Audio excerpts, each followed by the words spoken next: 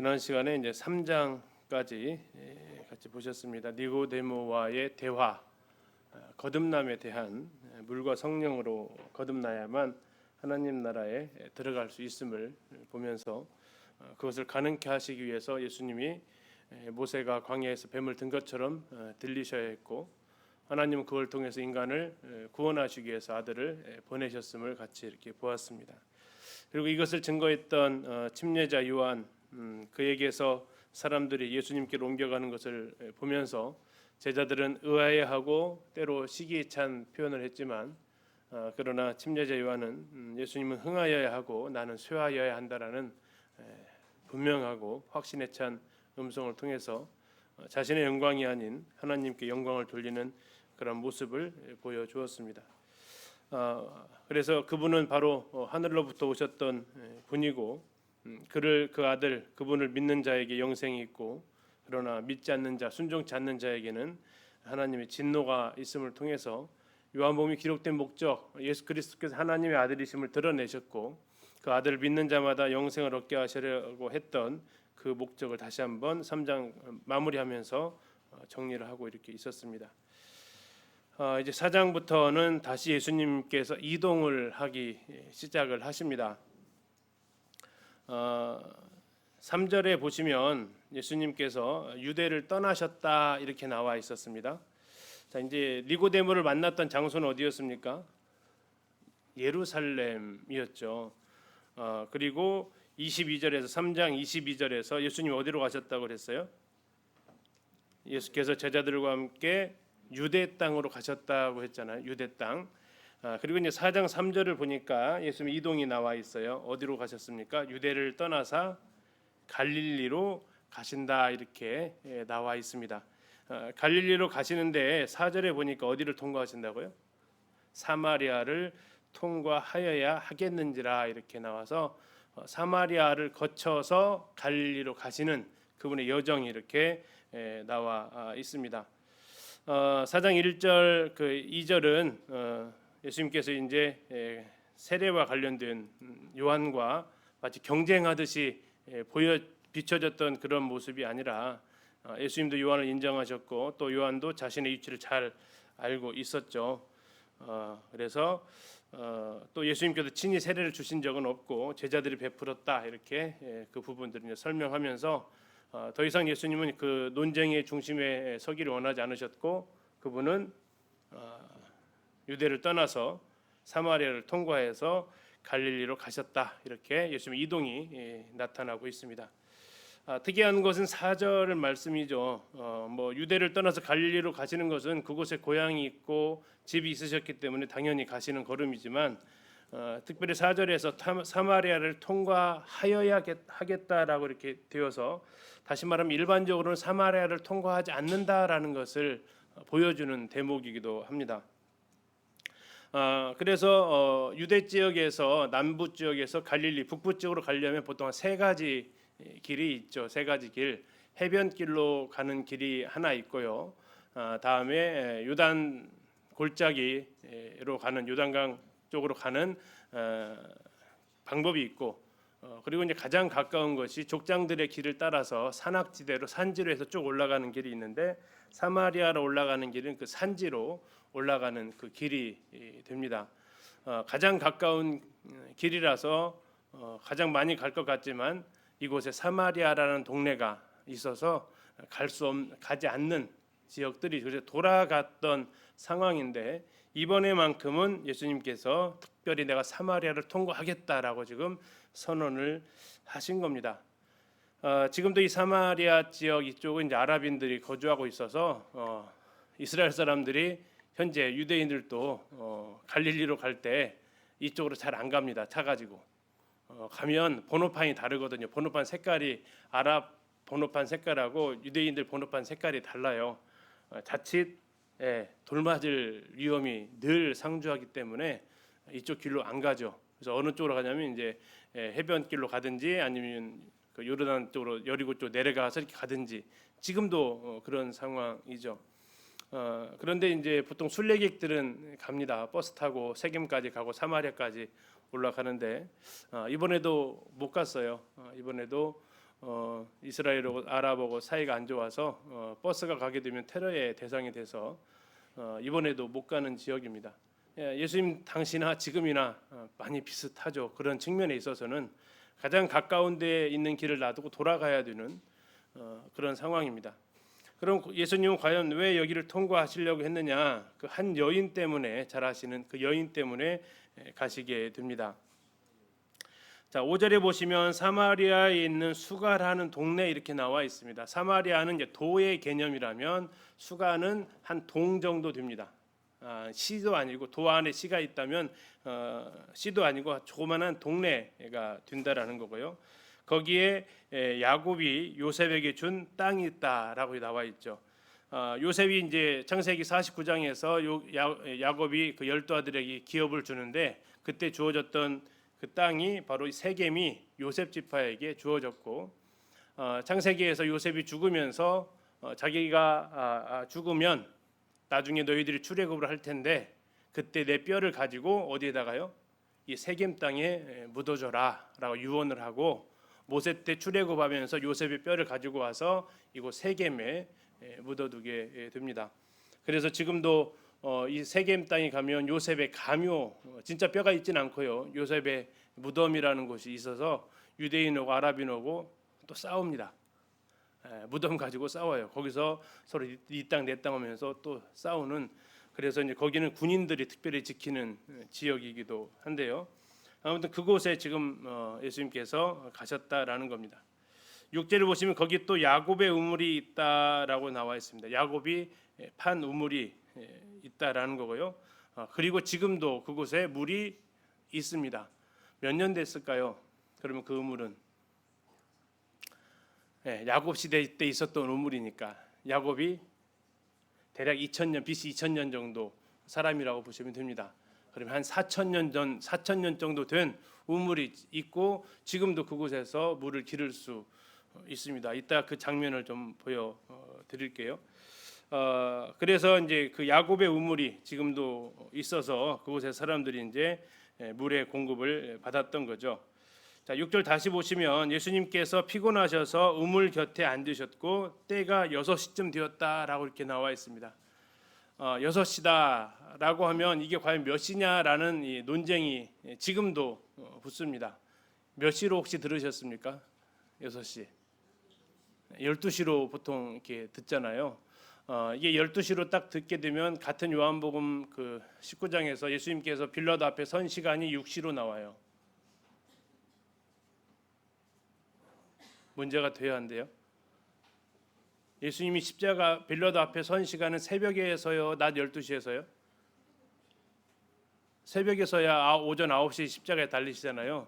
근데 그걸 이제 같이 12시라고 보게 되면 이게 약간 어려워지죠. 이제 같은 요한복음 안에서. 그러면 이제 새벽 우리도 예를 들어서 8시다 그러면 오전이요, 오후요 이렇게 물어보잖아요. 그러면 이게 새벽이라는 시간 6시가 만약에 새벽 6시다 그냥 우리식으로 말하면 그러면 오전 6시요, 오후 6시요. 이제 이것은 가능해요. 그러면 이제 그래서 두 가지 이 육시라는 개념에서 두 가지 논쟁이 있습니다. 하나는 우리가 흔히 많이 들었던 낮 12시라는 개념. 그래서 뭐 어떤 게 연결이 되냐면 다른 사람들이 물길로 오지 않는 시간. 나 너무 뜨거워서. 이번에 가셨던 분들 낮 12시가 얼마나 뜨거웠는지 경험을 제대로 하셨단 말이에요. 그 간증하실 때 심지어 기사도 머리에다가 너울 썼잖아요. 수건 더워가지고 물 묻혀가지고 머리가 좀 이렇게 숱이 없으신 분인데 거기다 이렇게 물을 젖은 수건을 얹어 놓을 정도로 버스 아닌데도 불구하고 그 정도로 이제 더운 시간이니까 물길로 오지 않는다.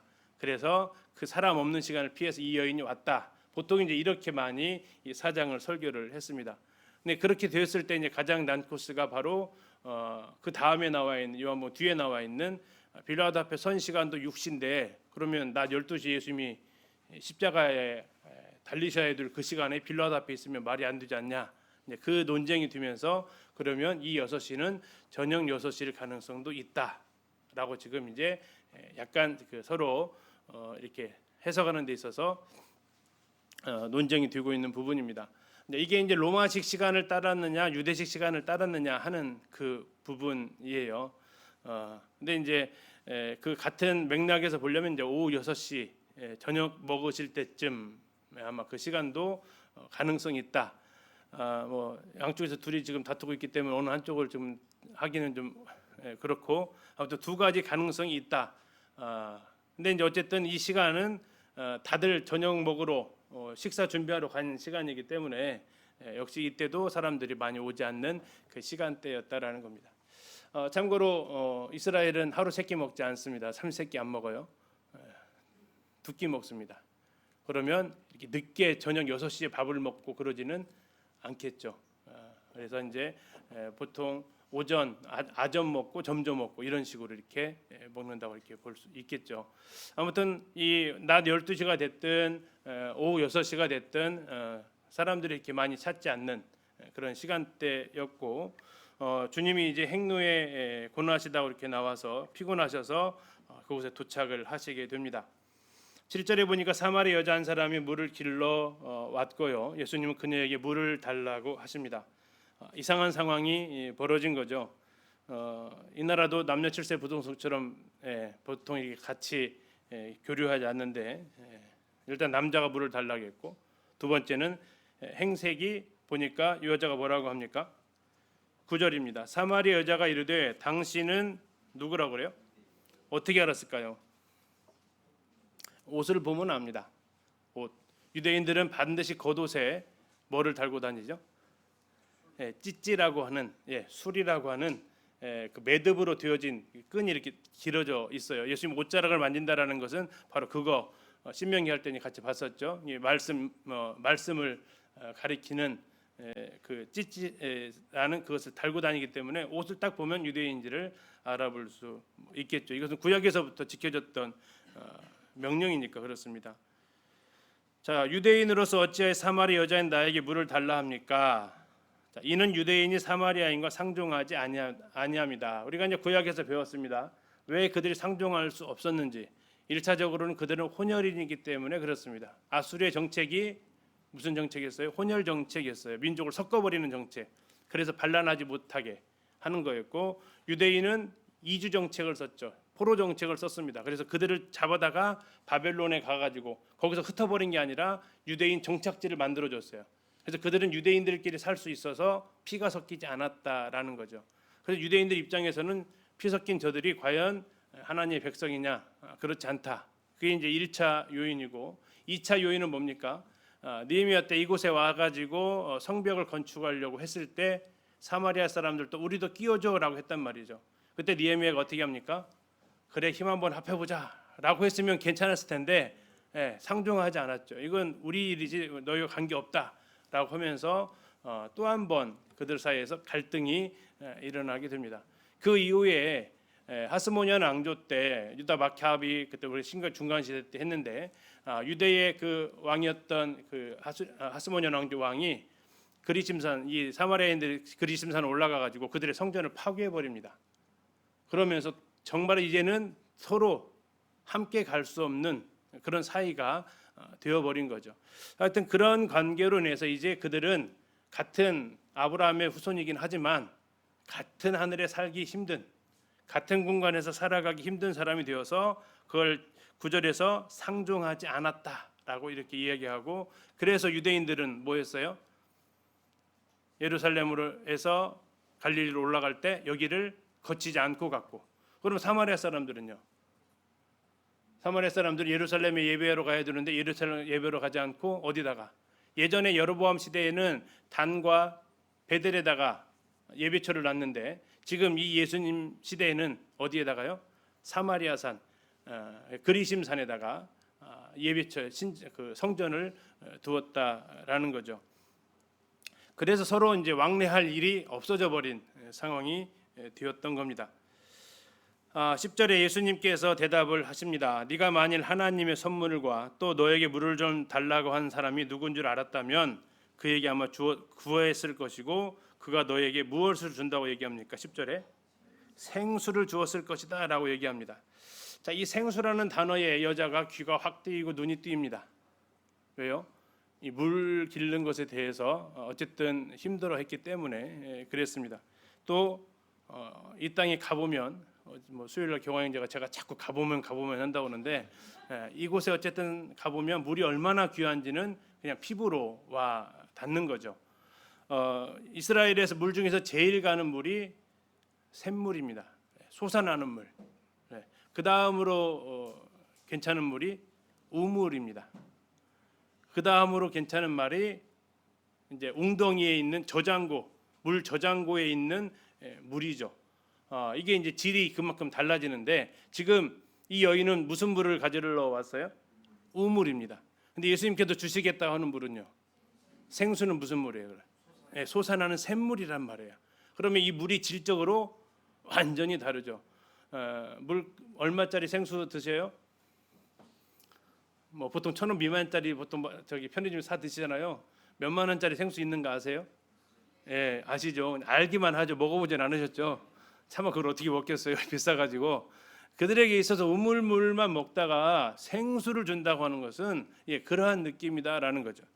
그래서 예수님께서 그가 생수를 누구에게 준다고요? 바로 너에게 주었을 것이다라고 이렇게 얘기합니다. 그러니까 바로 여자가 바로 반응합니다. 11절에 여자가 이르되 주여 물기를 그릇도 없고 이 우물은 깊은데 어디서 당신이 그 생수를 얻겠습니까? 자, 여기는 지금 무슨 장소예요? 우물이다는 얘기. 우물. 야곱의 우물인데 당신은 지금 생수 준다고요? 당신은 보니까 나는 물기를 그릇이니 당신은 물기를 그릇도 없는데 무슨 생수를 준다는 말입니까? 자, 이 우물이 어떻다고 나왔어요? 깊이가 깊대요, 얕대요? 깊어요. 얼마나 깊을까요? 혹시 동네에서 우물가에서 이렇게 빨래 해보시고 하셨나요? 보통 우물이 얼마나 깊어요? 우리나라는요? 한 10m 되나요? 10m 되면 꽤 깊잖아요. 여기는 얼마나 될까요? 20-30m보다 더 깊어요. 일단 보여드릴게요. 그 말이 딱 맞아요. 뭐라겠어요? 이 우물은 깊은데, 근데 저 같으면 그랬을 것 같아요. 이 우물은 매우 깊은데 이렇게 했을 건데, 정말 깊어요. 이 우물은 깊은데 어디서 생수를 얻겠습니까? 라고 이렇게 이야기를 하는 겁니다. 자, 12절 우리 조상 야곱이 이 우물을 우리에게 주셨고 그래서 우리가 이곳에 살 수 있게 되었다라는 거죠. 당신이 야곱보다 더 큽니까? 라고 하는 게 지금 아까 물의 수준 차이를 얘기했죠. 생수하고 샘물하고 우물하고 뭐가 더 좋다고요? 생수. 야곱이 생수가 있는데 우물을 줬을까요? 아니면 생수가 없으니까 우물을 줬을까요? 없으니까. 근데 지금 여기 얘기하는 거예요. 뭐예요? 야곱이 우물을 주고 근데 이 여기서 우물을 찾으려면 조금만 파도 돼요? 깊이 파야 돼요. 깊이 파야 된단 말이에요. 그런데 우리 조상 야곱이 정말 힘들게 이 우물을 파서 우리에게 줘서 이렇게 살고 있는데 아니 당신이 야곱보다 더 크단 말입니까? 야곱도 우리에게는 생수를 못 주고 우물물을 줬는데 당신이 우리한테 샘물, 솟아나는 샘물, 생수를 주신다고요? 당신이 야곱보다 큽니까? 이제 이렇게 질문을 하는 거죠. 자, 그러니까 예수님께서 13절에 뭐라고 하십니까? 이 물은 무슨 물이에요? 야곱의 우물이죠. 이 물을 마시는 자마다 다시 목마르려니와 뭐 당연하죠. 14절 내가 주는 물을 마시는 자는 영원히 목마르지 아니하리니 내가 주는 물은 그 속에서 영생하도록 솟아나는 샘물. 이스라엘이 그렇게 원하는 샘물이 될 것을 얘기합니다. 자, 이제 여자가 얘기합니다. 그런 물을 나에게 줘가지고 제발 목 좀 안 마르게 해주고 여기 물길로 오지도 않게 해달라고 요청을 합니다. 다시 말하면 그녀는 목말라 있었고요. 또 하나 그녀는 여기에 물길로 오기가 정말 싫었던 겁니다. 왜 싫었을까를 이제 생각해 볼 수 있는 거죠. 자, 예수님께서 그녀의 가장 예민한 부분을 건드십니다. 무슨 문제입니까? 남편 문제였습니다. 가서 네 남편을 불러오라 하십니다. 자, 예수님께서 이렇게 질문하시거나 명령하시는 것은 몰라서 하시는 건 아닙니다. 그에게 다시 말하면 고백하라라는 어떤 의도가 있는 거죠. 17절 여자가 대답하여 이르되 나는 남편이 없나이다. 예수께서 이르시되 네가 남편이 없다는 말이 옳도다. 알고 물으셨다라는 얘기죠. 너에게 남편이 얼마가 있었다고요? 5이 있었고 지금 있는 자도 내 남편이 아니니 네 말이 참되도다. 자, 이제 여기에서 이제 약간의 그 오해가 많이 발생한 부분이기도 합니다. 과연 이 여인은 창녀냐 아니면 슬픈 여인이냐 하는 거였죠. 물론 뭐 우리나라도 창녀들한테 그 몸 파는 여인한테 기둥 서방이 있다라고 합니다. 그러나 여기 지금 네가 남편이 몇 명 있었다고 했어요? 5 있었다라고 얘기했습니다. 이게 단순히 몸을 파는 여인이었다면 남편이라고 하지 않죠. 이해 가시죠? 이게 단순히 그 창기로 살았던 여인이라면 첫째, 그녀에 있어서 너 남자 이렇게 얘기하겠지 남편이라고 말하지는 않는다라는 겁니다. 둘째, 창기라면 동네 안에 삽니까? 밖에 삽니까? 안에 살 수가 없었다라는 거예요. 그런데 이 여인은 이제 자기 동네까지 안으로 들어가게 되고요. 그리고 세 번째 얘기하는 것은 뭡니까? 지금 있는 자도 네 남편이 아니다라는 겁니다. 그럼 지금 누구랑 살고 있다는 얘기죠? 누가 있다는 얘기예요? 남편 될 사람이 있다라는 얘기입니다. 남편 될 사람과 사는데 아직은 남편이 아니다라는 거예요. 자, 그럼 이 세 가지를 다 만족할 수 있는 상황이 과연 뭐냐라는 거죠. 이 세 가지를 다 만족할 수 있는 상황은 계대 결혼이라는 겁니다.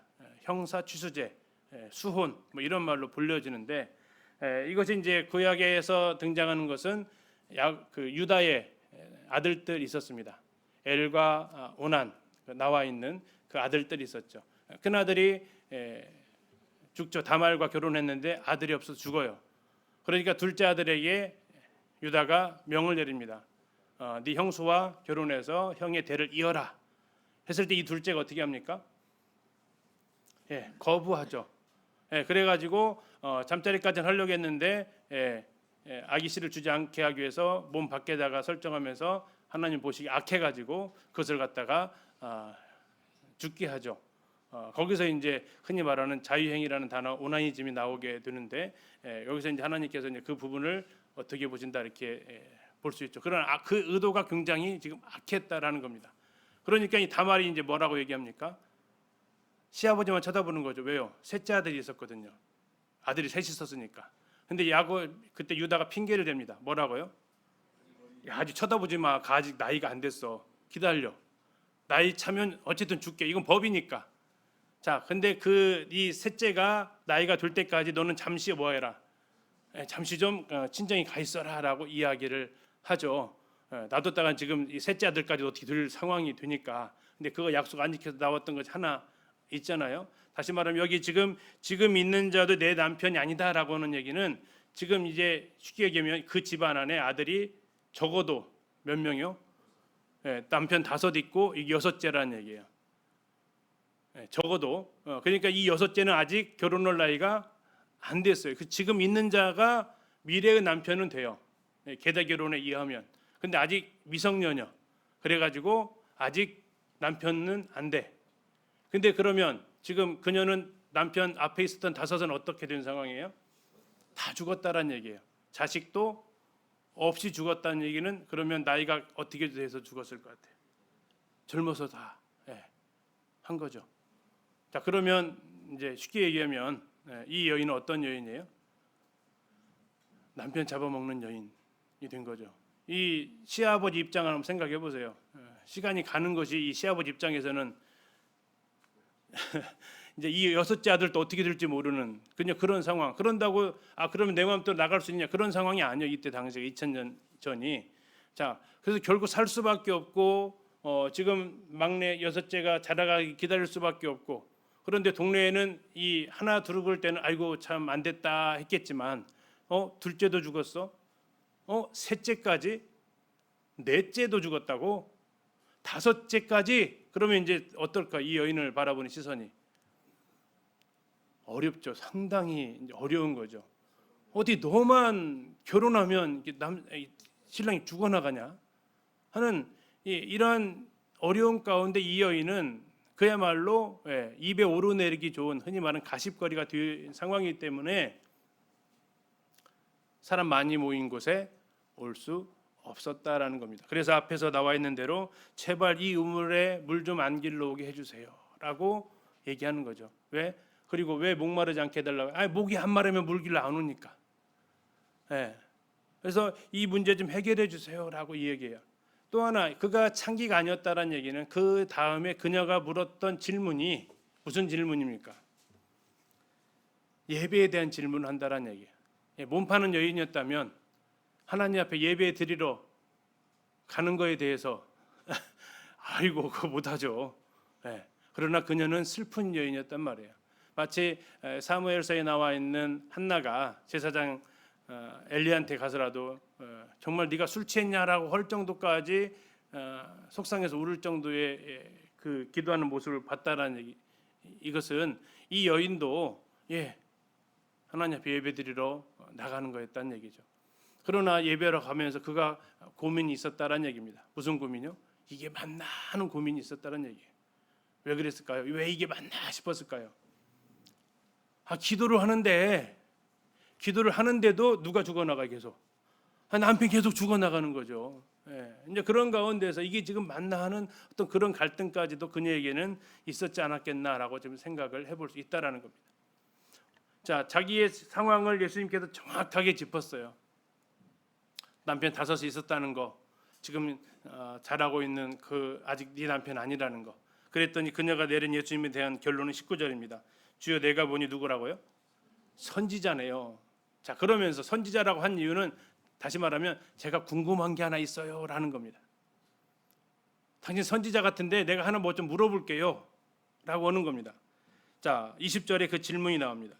우리 조상들은 이 산은 무슨 산일까요? 세겜에 있는 그리심산입니다. 출애굽한 이후에 이곳에 와서 16지파를 세우고 축복이 선포되어진 그 산. 이 산에서 그리고 그 산에 나중에 사마리아인들이 성전을 실제로 건축했고 느헤미야에서 13장 마지막 부분에 보면 유다 지파의 그 대제사장의 그 손자가 이방 결혼 사마리아 산발랏의 그과 혼인 맺으면서 쫓겨나가게 되고 이 제사장 손자가 사마리아로 가가지고 제사장 역할까지 했던 그 산이 그리심산. 이 산에서 예배했습니다. 사마리아인들, 우리 조상들은 다시 말하면 사마리아인들은 그리심산에서 예배했습니다. 근데 당신들은 누구? 유대인들 말은 예배할 곳이 어디라고요? 예루살렘이 있다고 합니다. 서로 지금 다르게 이야기합니다. 이 정도의 지식을 가지고 있다라는 것도 쉽지 않습니다. 지금 우리가 같이 뭐 성경이 이렇게 누구나 다 보편화된 시대도 아니고요, 막 역사 공부 시켰던 시대도 아닌 가운데에서 이 예배처에 대해서 그녀는 상당한 지식을 가지고 있었다라는 거죠. 그리고 그것이 관심사였다라는 겁니다. 그래서 이것을 봤을 때도 그녀는 창기가 될 가능성은 거의 희박하다라는 거죠. 우물가를 찾아오지 않은 것이 창기로 살아왔기 때문에 우물가를 찾아온 것이 아니고 그녀는 정말 슬픈 여인이었고 고통스러운 여인이었고 그럼에도 불구하고 그녀에게 따뜻한 눈길을 주는 게 아니라 아이고 이제 그만 이렇게 남편 잡아먹는 이런 여인으로 비춰서 결국 오기가 꺼려졌던 여인이다라고 이렇게 생각할 수 있는 거죠. 더 나아가서 예수님께서 나중에 예루살렘 성전에서 질문 받을 때 사두개인들이 질문을 거기는 몇 형제가 있었다고 그래요? 7형제가 있었다라고 하죠. 그래서 첫째부터 7째까지 자식이 없어서 계속 다 계대 결혼했는데 그 여인은 이 여자보다 좀 더 힘든 여인이었겠죠. 여긴 지금 흔히 말하는 5을 남편을 죽였다면 그 여인은 7을 죽였으니까 그러면서 과연 천국에서는 누구의 부인입니까? 라고 이렇게 질문을 했던 것이 사두개인이에요. 그러면 그런 일들이 예수님 당시에도 일어나고 있었다라는 거죠. 그래서 이제 이 상황이 그렇게 연결이 될 수 있다라는 겁니다. 자, 21절 예수님께서 이르시되 여자의 내 말을 믿으라. 이 산에서도 말고, 이 산은 어디입니까? 그리심산에서도 말고. 그러면 아마 이 얘기 딱 들었을 때는 유대인이구나 그랬을 거예요. 근데 그 다음 말씀이 예수님 뭐라고 하세요? 예루살렘에서도 말고 이렇게 하시는 거예요. 그럼 뭐지? 제3의 장소가 있나 하는 거죠. 근데 뭐라고 하십니까? 너희가 아버지께 예비할 때가 이를 것이다. 자, 이를 것이다라는 얘기는 아직 오지는 않았다라는 미래형으로 말씀을 하십니다. 너희는 알지 못하는 것을 예비하고 우리는 아는 것을 예비한다. 너희는 사마리아 사람들이고 우리는 유대인들입니다. 왜냐? 왜 우리는 그러면 유대인들은 아는 것을 예배할까요? 유대인들에게는 성경이 있었습니다. 예. 유대인들의 나음이 뭐냐? 로마서에서 말씀하고 있죠. 뭡니까? 성경을 맡았다라는 거죠. 그들은 성경을 가지고 있었습니다. 그래서 그들은 아는 것을 예배할 수 있었다라는 거죠. 그리고 구원이 유대인에게서 났다라고 이야기하고 있습니다. 예, 하나님께 구원의 계획이 유대인을 통해서 하나님 구원의 계획이 세울 거다라는 거죠. 그 유다 자손 밑에서 태어난 분이 바로 예수 그리스도이시고요. 23절 아버지께 참되게 예배하는 자들은 영과 진리로 예배할 때가 오나니 곧 언제요? 이때라 얘기하십니다. 자, 앞에서는 예배할 때가 이를 것이다라고 21절에 얘기를 했어요. 미래형으로 얘기를 했어요. 23절에서는요. 근데 그것이 언제라고요? 지금이라고 얘기하십니다. 지금. 아버지께서는 자기에게 이렇게 예배하는 자, 이렇게 예배한다는 것은 영과 진리로 예배하는 자들을 찾으신다는 얘기입니다. 지금 여인의 질문은 뭐였냐면 예배의 장소를 어디서 해야 됩니까? 라는 거였습니다. 근데 예수님의 대답은 장소가 문제가 아니다라는 거죠. 뭐가 문제라는 얘기예요? 너희들의 태도와 자세와 방법의 문제가 있다라는 겁니다.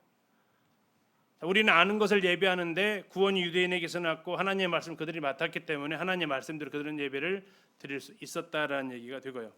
그런데 여기서 하나를 좀 더 생각해 보려고 하는 것은요. 이 요한복음이 기록된 시기를 한번 생각해 보자라는 겁니다. 요한복음 기록된 시기가 언제였습니까? AD 약 90년 정도라고 했습니다. 그러면 요한복음 2장에 나타나 있었던 그 성전 있었을까요? 없었을까요? 몇 년에 부서졌어요? 70년에 부서졌어요. 그럼 요한복음이 기록되었을 때 이 요한복음을 1차로 읽는 그 성도들 그들이 읽었을 때 이 장면을 한번 읽었다고 생각해 보세요. 이 산에서도 말고 예루살렘에서도 말고. 그러면 예루살렘 성전이 사라지면서 같이 사라져버린 종교인들이 있어요. 사두개인들 다 사라져버렸어요. 제사장들이 다 사라져버렸다고요. 왜요? 성전 없는 제사장 사두개인들은 존재할 근거지가 없어요. 사역할 수 있는 장소가 없어요. 그러면 다시 말하면 제사장이 없으면 예배를 드릴 수가 있어요? 없어요? 없어요. 레위인도 안 되고 제사장이 있어야만 예배를 드릴 수 있었단 말이에요. 그런데 지금 성전이 무너지고 회파되어지면서 그들이 싹 사라져버렸어요. 그들에게 있어서 그러면 예배 드릴 장소가 있어요? 없어요? 어쩌면 이 산에서도 말고 예루살렘에서도 말고라는 이 말은 이 성경을 처음 기록되었을 때 이것을 읽는 독자들에게는 어쩌면 큰 위로가 되었을 거예요. 우리가 예루살렘에서 예배 안 드리면 하나님 예배를 안 받으신다. 그러면 만약 예수님이 그렇게 말했으면 어떨까요? 예배는 예루살렘에서 드려야 돼 라고 했으면 자 흩어져서 살고 있었던 그 많은 그리스도인들 어땠을 것 같아요? 우리 어떻게 하지 그러면? 예수님께서 그렇지 아니 그리심산 아니야 예배는 어디서 드려야 된다 예루살렘에서 드려야 돼 예수님께서 이렇게 딱 선포를 해버렸으면 예루살렘 밖에 있었던 성도들은요 이제 그때부터 문제가 붙는 거예요. 큰일 났다 이제 우리가 지금까지 우리가 드려진 예배는 하나님 안 받으신다라는 거죠. 예수님이 직접 그렇게 말씀해 버리셨으니까. 근데 예수님께서 뭐라고 했냐면 예루살렘에서도 말고라는 겁니다. 더 이상 장소의 문제가 아니다라는 거죠. 문제는 어떻게 해요? 영과 진리로 예배를 드려져야 된다라는 거였습니다. 그러면서 계속해서 예수님께서 성전을 헐어버려라 내가 사흘 만에 일으키리라 하셨잖아요. 참 성전은 보이는 성전이 아니고 예수 그리스도 그분이다라고 이야기를 하셨단 말이에요. 자, 오히려 그런 을 통해서 90년도에 이 성경을 읽는 당시 그 그리스도인들은 큰 위로를 받았을 거예요. 예루살렘 장소의 문제가 진짜 아니었구나. 예수님께서 정말 장소가 예배드릴 중요한 포인트가 아니라고 선언을 하셨으니까요. 그래서 영과 진리로 예배를 드려야 된다라고 주님께서 이렇게 말씀을 하셨습니다. 자, 영과 진리로 예배 드린다라는 것을 이게 풀기에는 시간이 부족해서 나중에 이제 주일날 사도행전이 이제 한 번 남았거든요. 사도행전 끝나면 예배에 대해서 올해 주제가 예배 회복이니까 그 예배에 대해서 좀 말씀을 준비 좀 하고 있습니다. 청년들하고 좀 나누고 있고요. 그때 좀 더 이 영과 진리로 드려지는 예배, 하나님이 찾으시는 예배, 이게 어떤 예배인지 좀 그때 좀 같이 살펴보고요. 아무튼 여기에서 지금 핵심은 여인이 질문했던 거, 이 산이냐 예루살렘이냐. 예수님은 아니다. 장소가 아니다. 그리고 알지 못하는 것 가운데서 받으시는 예배 아니다. 아는 것으로 드려져야 된다. 그리고 영과 진리로 예배 드려져야 된다. 왜? 하나님이 영이시기 때문에. 그리고 하나님 그런 예배하는 자들 23절 끝에 보니까 이렇게 예배하는 자들을 찾고 계신다. 어쩌면 이 여인이 그 여인이었을 수 있습니다. 모르기 때문에 계속해서 그리심산에서 예배를 드렸지만, 아니 정말 유대인처럼 예루살렘에 가서 예배를 드려야 되는 게 맞을까? 하나님 앞에 예배를 잘 드리고 싶었던 어떤 여인, 그 여인에게 예수님께서 놀라운 비밀을 지금 가르쳐 주시는 장면이 등장을 하는 거죠. 자, 25절입니다. 자, 여자가 이르되 메시아 곧 그리스도라 하는 이가 오실 줄을 내가 아노니. 이 여인의 영적 수준이 어디까지 올라와 있어요? 메시아를 기다리고 있었다라는 겁니다. 구원자를 기다리고 있었다라는 거예요. 어쩌면 이 여인의 삶에서 지켜봤을 때 그것은 어쩌면 통하는 부분이 있겠죠. 너무나도 힘든 그녀의 삶에서 그녀는 메시아를 기다리고 있었다라는 겁니다. 그가 오시면 모든 것을 우리에게 알려주실 것입니다. 청청병력 같은 이야기를 26절에서 예수님께서 하십니다. 예수께서 이르시되 너에게 말하는 내가 그다. 지금 네 앞에 누가 와 있다? 메시아가 와 있다라는 겁니다. 내가 메시아야. 자, 내가 메시아야. 자, 이 그녀의 진지함을 봐야 됩니다. 어떻게 반응을 하시겠습니까? 교제를 하는데 우리 자매님들 앞에서 내가 메시아야 그러면 어떻게 반응이 될까요? 미쳤나? 뭐 이런 반응이 나오든가, 아니면 요새 뭐 이렇게 이단 따라가는 사람들처럼 이렇게 따라가든가 뭔 반응이 있었을 거 아닙니까? 이 그녀의 반응. 근데 그녀가 이렇게까지 알게 된 그 이유가 중요하다라는 거죠. 자, 예수님 앞에서 예수님께서 그녀 앞에서 말하고 있는 내가 바로 네가 그렇게 기다리는 메시아다라고 얘기하십니다. 27절입니다. 이때 제자들이 돌아와서 예수께서 여자와 말씀하시는 것을 이상히 여겼으나, 왜 이상히 여겼을까요? 여자와 대화하는 것, 또 여자와 말씀하시는 것도 이상하고요. 또 하나 유대인인데 사마리아 사람과 말하는 것도 이상하고요. 전혀 지금 어울리지 않는 상황이 벌어졌다라는 거죠. 근데 이것은 그들의 착각이죠. 하나 더 생각해 볼까요? 그러면 예수님이 이 제자들하고 다니는 것은 이상해요, 안 이상해요? 안 이상해요? 예수님이 이 제자들하고 다니는 것은 당연한 거예요, 이상한 거예요? 이게 이상한 거죠. 근데 이 제자들은 어떻게 유대인인데 사마리아 사람과, 하나님이 사람과 다니는 게 이상해요? 유대인이 사마리아 여인과 이야기하는 게 이상해요? 하나님이 사람과 다니는 게 이상한 거죠. 이게 일어날 수 없는 일이잖아요. 이 말씀을 이렇게 좀 보면서 내 스스로도 이상하게 생각했던 경우들이 있는데, 그렇게 생각한 내가 이상했구나라는 거죠. 하나님이 나를 구원하신 게 이상해요? 하나님께서 저 형제를 구원한 게 이상해요? 물론 다 이상하죠, 그렇죠? 그런데 제자들처럼 그 시각으로 보지 말고, 야, 정말 그분은 대단하시다. 우리랑 함께 다니시더니 저 여인과 또 대화하시는구나. 이런 시각으로 봤으면 그들이 제대로 된 예수님에 대해서 제대로 알고 있고 자기에 대해서 제대로 알고 있는 거죠. 근데 예수님에 대해서도 제대로 모르고 자기에 대해서 제대로 모르니까 예수님이 여인과 이야기하는 것은 이상하게 보이고, 그 예수님이 육신으로 입고 와서 자신들과 함께 이렇게 다니시는 것은 전혀 이상한 것처럼 안 보이고. 아무튼 예수님은 정말 이상하신 분이었습니다. 이해할 수 없는 일을 하시는 거죠 지금. 자, 무엇을 구하십니까? 도대체 여자한테 뭘 얻겠다고 하십니까? 그와 말씀 어찌해서 그 여자와 말씀하십니까? 묻지 않았다고 얘기하고 있습니다. 자, 28절 그녀의 행동입니다. 여자가 물동이를 버려두고 동네로 들어갔습니다. 사람들에게 말합니다. 29절입니다. 내가 행한 모든 일을 나에게 말한 사람을 와서 봐라. 이는 누구라고요? 그리스도가 아니냐. 자, 그리스도라고 말할 수 있었던 이유가 분명하다라는 겁니다. 그냥 맹목적으로 교주처럼 따라간 게 아니고, 그녀는 그분이 그리스도다, 메시아다라는 것을 어떻게 알고 있었다고요? 내가 행한 모든 일을 누구에게? 나에게 말한 사람. 자, 뭐 얘기해 줬어요? 남편 문제 얘기해 줬고요. 물 문제 얘기해 줬고요. 예배의 문제 얘기해 줬고요. 메시아에 대한 문제 다 얘기해 줬어요. 모든 문제에 대해서 다 그분이 답변을 해 주셨어요. 봤을 때 그분은 누구다? 그리스도 메시아다라는 겁니다. 그녀의 결론입니다.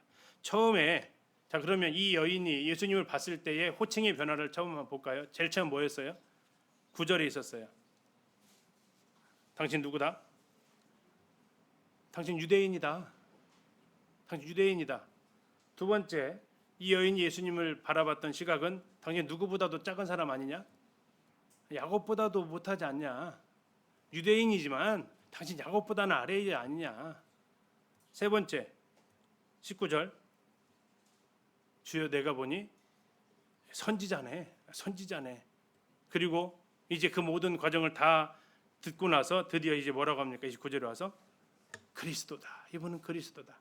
우리가 예수님을 알아갈 때의 어떤 하나의 과정이 또 이렇게 되죠.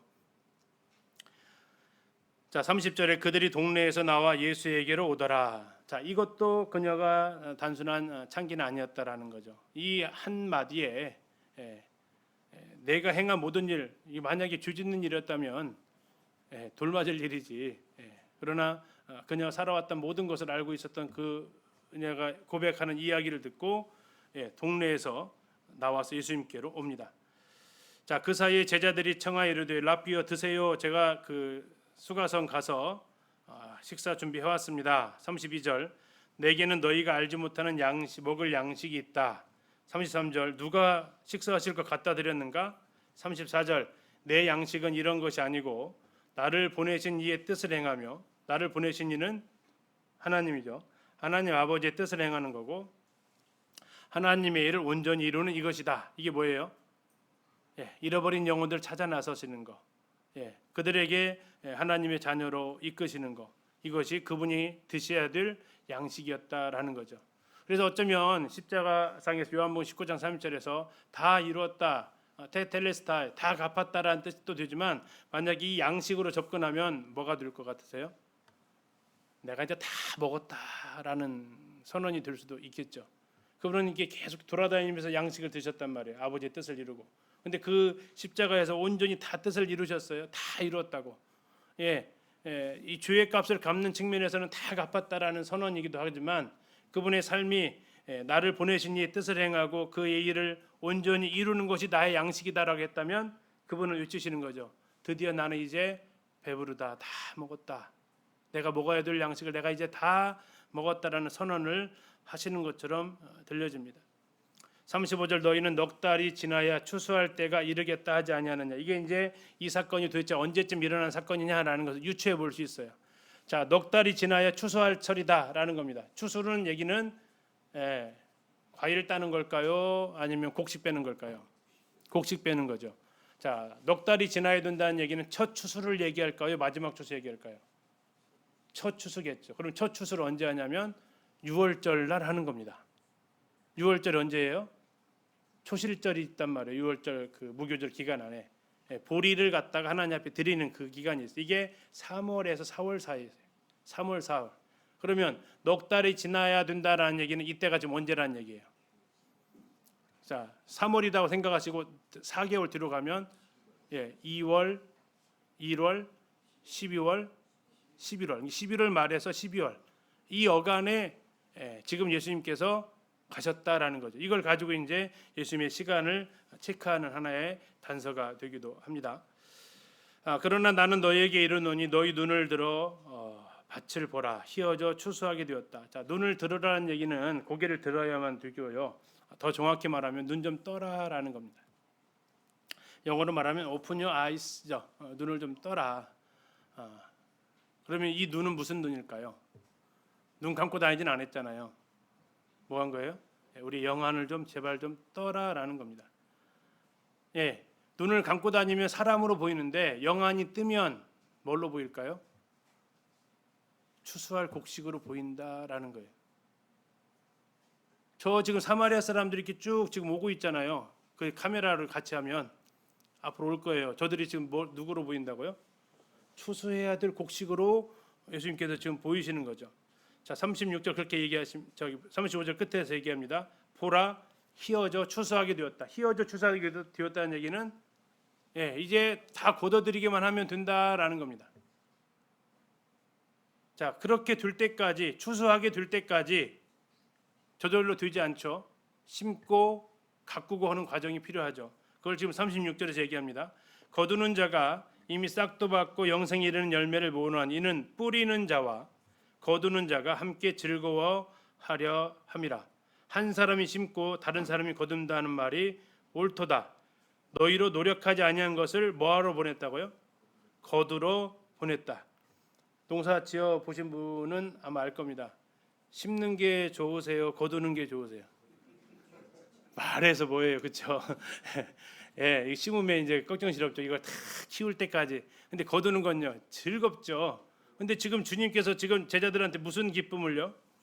야, 거두는 기쁨을 주겠다라는 겁니다. 이미 그럼 앞에서 씨앗 뿌렸던 건 선지자들 통해 다 뿌려놨어. 그러니까 너희는 거두기만 하면 돼. 제발 눈 좀 떠봐.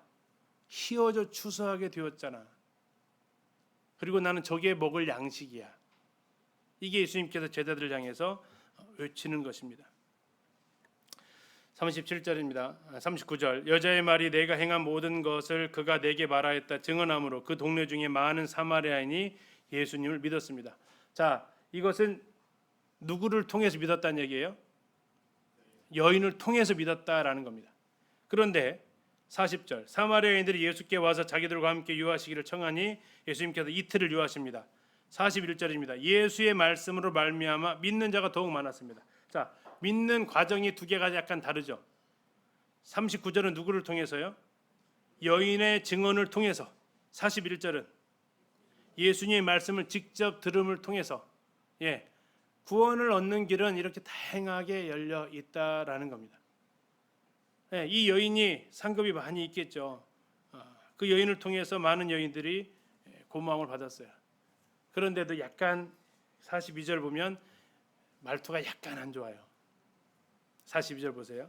그 여자에게 말하되 이제 우리가 믿는 것은 네 말로 인함이 아니니 이는 우리가 친히 듣고 그가 참으로 세상이 구주신 줄 알미라 하였더라. 무슨 억양 같으세요? 약간 이 여인에 대해서 그렇게 호의적이지는 않았던 느낌을 받게 돼요. 이제 너 없어도 믿을 수 있어. 근데 약간 다시 말하면 이제 좀 긍정적으로 좀 보자고요. 약간 긍정적으로 보면 우리가 전도를 함에 있어서 처음에는 어떻게 복음을 들어요? 누구를 통해서? 나를 통해서 복음을 들어요. 근데 언제까지 그렇게 살아야 돼요? 언제까지? 언제까지 계속 내가 이렇게 들려주고 먹여줘야 돼요? 아니죠. 나중에 그들 입에서 무슨 말이 나와야 돼요? 내가 처음에는 자매님 통해서 말씀 들었는데 이제는 내가 스스로 성경 읽고 깨달아요. 기분이 좋으세요? 아니면 실망해요? 좋죠. 그러면 이 여인도 이 말을 들었을 때 기분이 좋았을 것도 같아요. 한편으로. 어쩌면 이제 나 당신 도움 필요 없어요 라는 거죠. 근데 그게 오히려 어쩌면 기쁨의 고백이 될 수 있는 거죠. 아이들 어렸을 때 막 먹여주고 하는 거 좋으세요? 귀찮으세요? 좋죠. 초등학교 1학년인데 또 먹여주면요. 중학생 됐는데도 더 먹여주고 이러면요. 그건 정말 이제 시험 들죠. 처음에는요, 이게 누구를 통해서 들어야 돼요. 이 사마리아 사람들의 고백처럼 우리가 믿는 것은 이제 너를 통해서 믿었는데 이제 내가 직접 그분의 말씀을 듣고 믿고 있다. 어쩌면 내가 이런 고백을 할 수 있어야겠죠. 한 주의 주의 삶을 사는데 강단 말씀 없어도 사셔요? 아니면 있어야 살아요? 그러면 약간 좀 쓸쓸해진다고요. 없어도 사셔야 돼요. 그렇죠? 정상이라면 이게 42절 그 말씀 아니에요? 물론 하지 말라는 얘기가 아니고 없어야 산다고 안 했어요. 없어도 산다고 했죠. 예, 한 걸음 끝까지 들어보셔야 돼요. 예, 없어야 사는 게 아닙니다. 있어야 사는데 없어도 살 수 있어야 된다라는 거죠. 근데 성경을 전혀 안 보면요, 못 살아요 이제 그런 사람들은. 예, 그러면 나중에 무슨 일이 벌어져요? 목사님 말씀, 하나님 말씀이 된다고요. 그러면 이제 이건 안 되는 거잖아요. 그래서 어쩌면 42절이 참 여인한테, 자기한테 전도한 사람한테 저렇게 매몰차게 얘기하냐? 좀 너무하지 않냐? 그렇게 약간 부정적인 모습으로 들릴 수 있는데, 또 한편으로 생각해 보면 어쩌면 내가 이제는 저런 고백을 할 수 있어야 되지 않을까. 늘 다른 사람 통해서만 양육되어지고 배우는 게 아니라 이제는 내가 친히 뭐 하고요? 친히 듣고. 전에는 39절에서는 어떻게 들었다고 했어요? 여인을 통해서 들었어요. 근데 지금은 예수님께로부터 직접 들어요. 우리의 신앙이 이 단계로 나아가기를 우리가 소원해 보는 거죠. 근데 죄송한데 이들 며칠 걸렸냐면요, 며칠 유하셨다고 했어요? 이틀 유하셨는데 이렇게 바뀌어 버렸대요. 예, 우리도 오해하지 마세요. 없어야 산다는 게 아니고 없어도 살 수 있는, 그분 앞에 직접 무릎 꿇고 나아가서 말씀 듣고 그분이 어떠한 분인지를 알 때, 예수님의 말씀 들어보면 세상의 구주시네, 다시 말하면 그리스도네, 메시아네, 우리도 성경을 읽으면서 그런 것들을 알게 되고, 또 그런 것들이 또 이렇게 말씀을 통해서 더 확증해지고, 그러한 것들이 서로 이루어지면 제일 좋겠죠.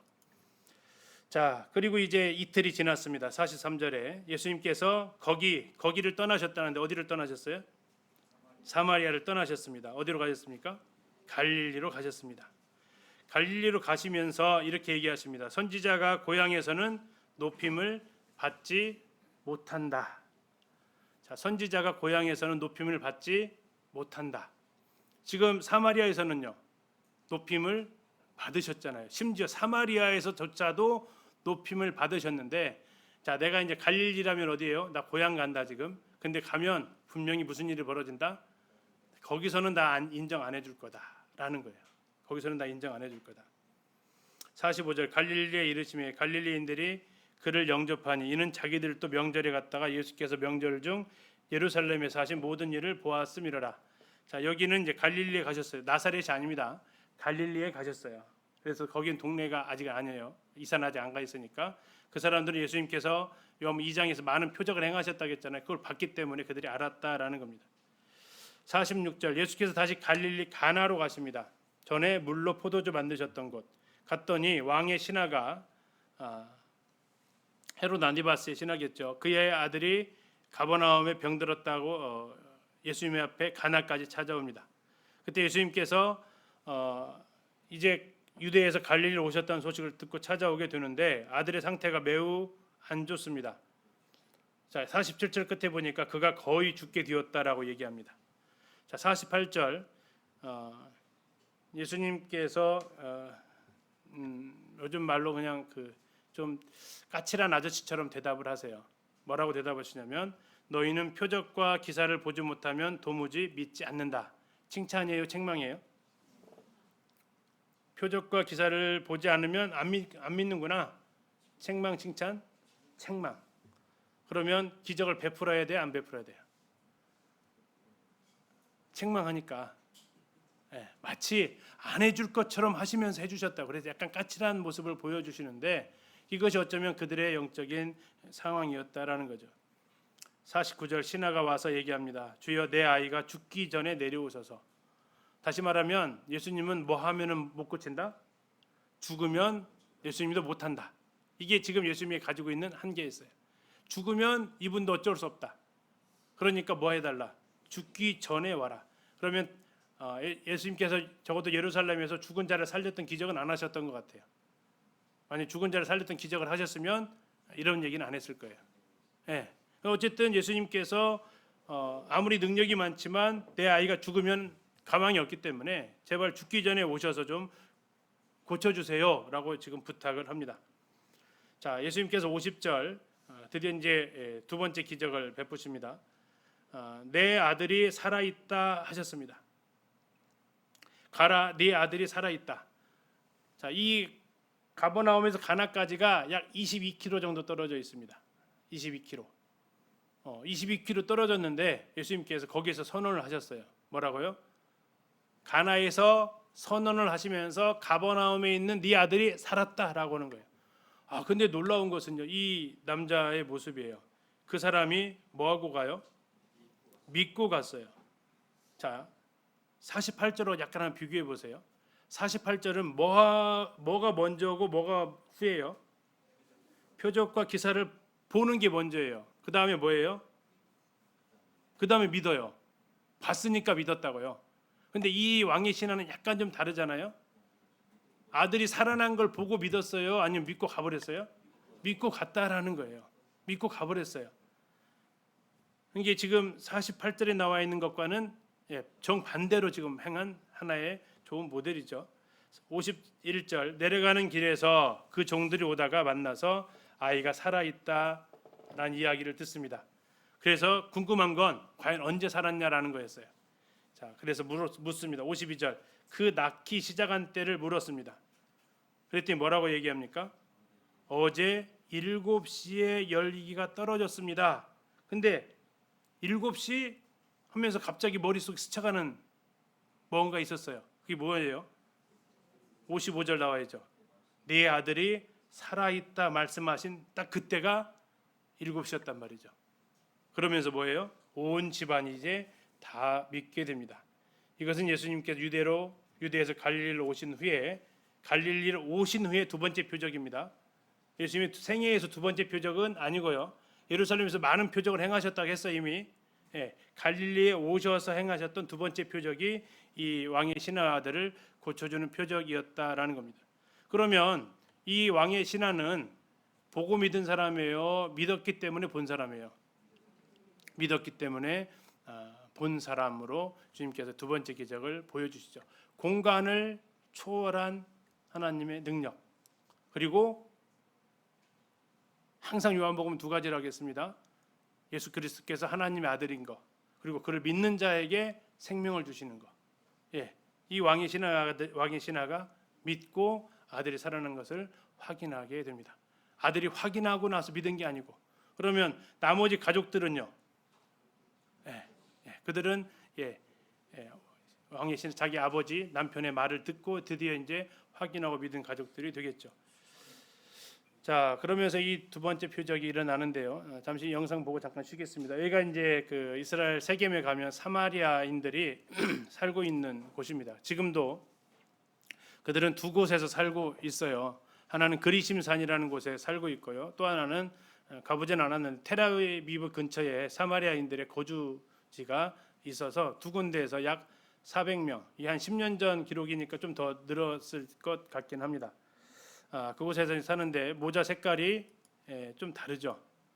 무슨 색이에요? 자주색 모자를 이렇게 쓰고 있습니다. 그들이 가서 보게 되면 사마리아 문자입니다. 좀 읽어보실 만하세요? 도저히 읽을 수 없는 문자, 이게 사마리아 문자입니다. 이게 사마리아 전통 제사장 복장이고요. 그들은 5가지를 믿는다고 합니다. 유일하신 하나님, 동일하죠. 모세 오경만 진리라고 합니다. 그래서 그들은 성경을 가지고 있는데 신명기까지밖에 없어요. 나머지는 전혀 믿지 않습니다. 그것만 봐서는 사두개인들하고 동일합니다. 그리심산이 유일한 예배 장소로 그들은 인정하고 있고요. 메시아를 기다립니다. 아까 이 여인이 메시아를 기다리고 있었잖아요. 자, 그러면 그들은 지금도 기다릴까요? 이제는 아닐까요? 지금도 기다리는. 그럼 초림을 기다릴까요? 재림을 기다릴까요? 초림을 기다리고 있어요. 지금도 초림을 기다리고 있어요. 자, 그들을 또 이제 안식일을 지키고요. 그들에게 있어서 가장 특징적인 것은 그들이 유월절 행사를 한다라는 겁니다. 이게 지금 그 유월절 행사를 하는 장면이에요. 잠시 영상 잠시 한번 볼게요. 조금만. 지금 이제 그 아까 이 장소예요.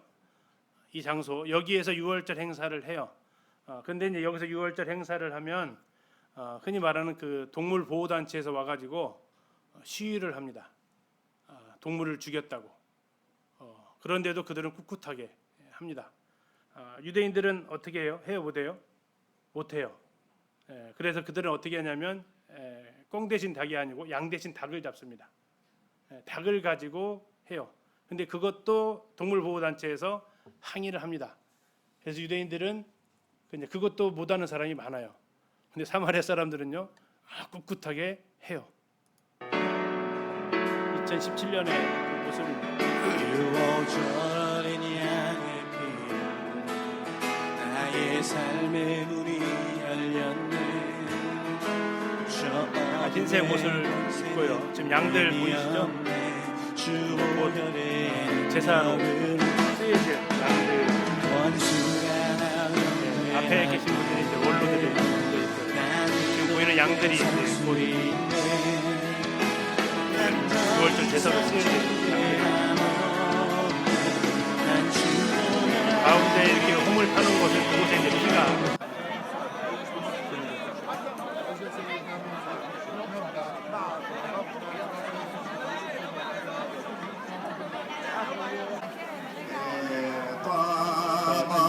밖에 있는 사람들은 이제 구경하러 6월절 하는 걸 구경하러 온 사람입니다. 여기서 이제 6월절을 해서 양고기가 나오거든요. 밖에 온 사람들 줄까요? 안 줄까요? 줄까요? 안 줄까요? 양고기는 양심이 되는데 이방인들이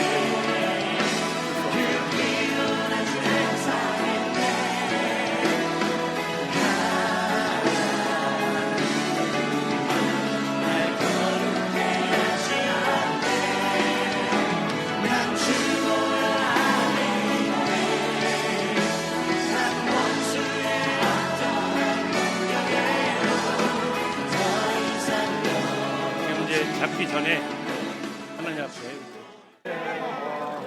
기도하고 있죠.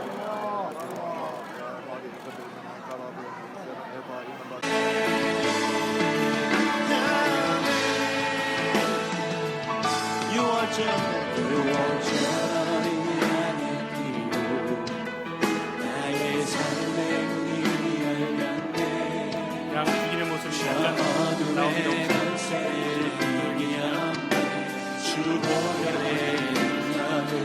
양을 잡았습니다. 다리 양을 잡았어요. 목에다가 칼을 대서 피를 하는 구약에 나와 있는 그대로 그냥 6월절 예식을 하는 거예요. 지금 양들이 죽어가고 피 흘리는 모습 보이시죠?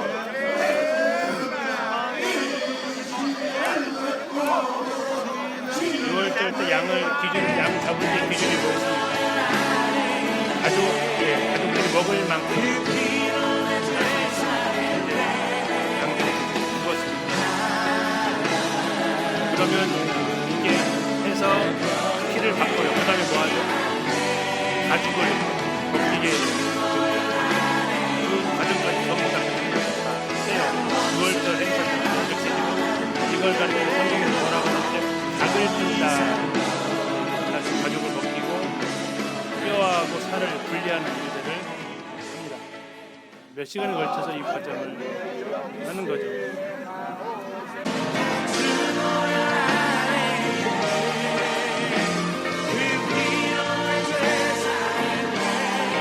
네, 여기까지 볼게요. 이렇게 해서 이제 여기서 사마리아인들이 진짜 6월절 제사를 이렇게 하고 있고요. 이제 그곳에 가면 이제 박물관에 갔더니 이제 이게 지금 빨간 모자 쓰신 분이 대제사장입니다. 이게 지금 10년 전 사진이에요. 상당히 좀 젊죠. 저 뒤에 김선전님 계시네요. 10년밖에 안 됐는데 저도 많이 젊고요. 그래서 이제 그때 가서 이분이 얘기했어요. 여기 와서 성교수를 오신 분들 여러분이 처음이다라고. 나중에 알고 봤더니 우리를 갖다 그냥 축혀 세워주려고 했던 말이었어요. 왔다 간 사람 꽤 있었어요.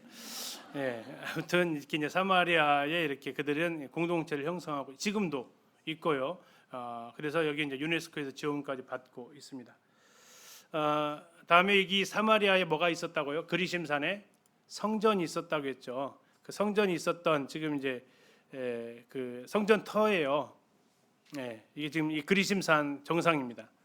이곳에 이제 성전이 있었고 그 성전이 회파되어진 후에 다시 이렇게 또 짓고 다음에 다시 교회 짓고 하는 그런 곳들이 있었어요.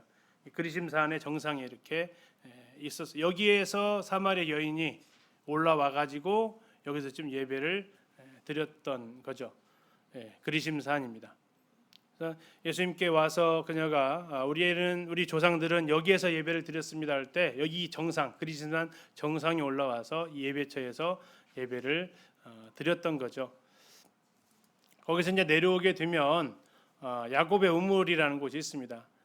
야곱의 우물이 지금 이제 여기가 야곱의 우물이라는 곳이고요. 여기가 그리심산입니다.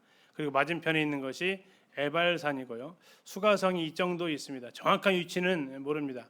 여기가 수가성이고 이번에 갔더니 가이드한테 수가성이 어디로 보십니까 했더니 본인은 수가성을 그 세겜성으로 본다 이렇게 또 얘기하시더라고요. 근데 정확한 위치가 안 나와서 그렇습니다.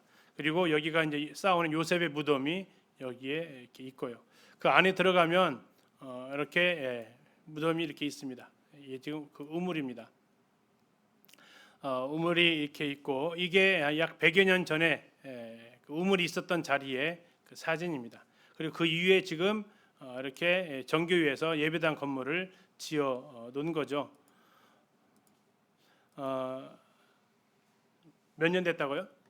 4,000년 됐다고요. 그리고 예수님 2,000년 후에 여기에서 수가성 여인을 만나셨고요. 여기에서 와서 이제 지금 그때 이것도 지금 그 10여 년 사진인데 이 야곱의 우물 교회에 가서 하는 장면입니다. 우리가 방금 보셨던 야곱이 이스라엘에게 주었던 우물. 자, 이 우물은 깊은데라고 했단 말이에요. 한번 영상 한번 보겠습니다.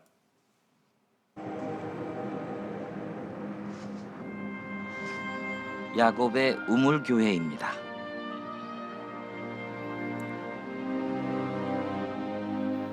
야곱의 우물 교회는 지붕이 없이 우물을 중심으로 넓게 벽만 있는 건물이었다가 2005년도에 지금의 모습으로 교회가 완성이 되었습니다. 제이콥스 웰 써 있습니다. 예배당 앞 강대상 밑에는 지금도 물이 솟아나는 우물이 있습니다. 여기는 이제 야곱의 우물. 예수님도 예루살렘에서 나사렛으로 가시다가 이 수가성에서 여인을 만나 대화를 나누었던 그 야곱의 우물입니다. 이렇게 들어가야 돼요. 우물을 보호하기 예배당 안 위해서 계단을 따라 예배당을 지하로 지은 내려가면 두레박을 내릴 수 있는 우물이 있습니다. 예수님께서 수가성 여인을 만났던 바로 그 장소입니다. 우물은 생각보다 작은데요. 하지만 그 깊이는 매우 깊습니다. 3,000년이나 지금이나 야곱의 우물의 물이 지금도 40m 깊이로 물이 솟아나고 있습니다. 40m입니다. 이 물을 마실 수도 있고요. 예수님은 이곳을 지나다가 이 수가성의 여인에게 이 물을 주면서 생명의 물이라 말씀하신 것입니다. 한번 제가 퍼볼게요. 이제 푸는 건 저희들이 하겠습니다. 당시에 이제 이것을 자 이제 끌어올리겠습니다. 물이 보여. 보여요? 물이 보여. 보여.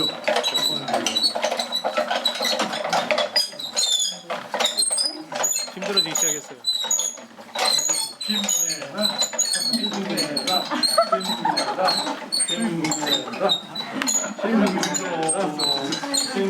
수가성 여인이 이거 양고기 안 먹어서 못 돌려요. 수가성 여인도 힘들었겠네.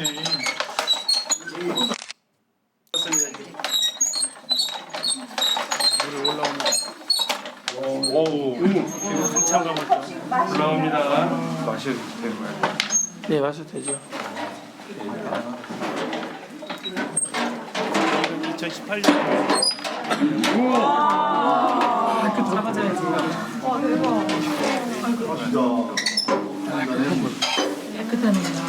시험을 해볼까요? 한번 드셔봐야겠죠.